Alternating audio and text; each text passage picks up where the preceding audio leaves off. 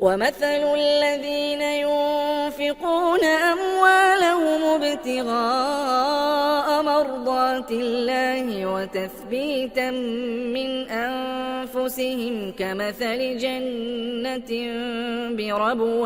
كمثل جنة بربوة أصابها وابل فآتت أكلها ضعفين فإن لم يصبها وابل فطل والله بما تعملون بصير.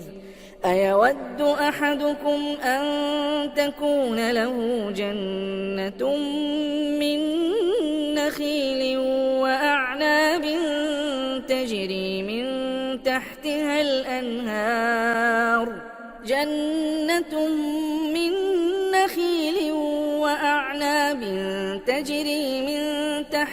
الأنهار له فيها من كل الثمرات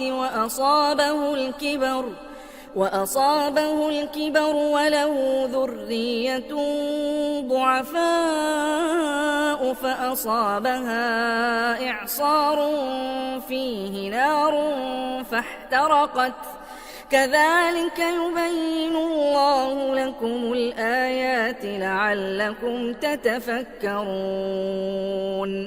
يا أيها الذين آمنوا أنفقوا من طيبات ما كسبتم ومما أخرجنا لكم من الأرض ولا تيمموا الخبيث منه تنفقون ولستم بآخذيه إلا أن تغمضوا فيه واعلموا أن الله غني حميد.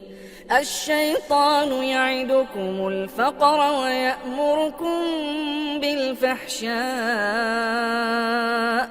والله يعدكم مغفرة منه وفضلا والله واسع عليم. يؤتي الحكمة من يشاء ومن يؤت الحكمة فقد أوتي خيرا كثيرا وما يذكر إلا أولو الألباب.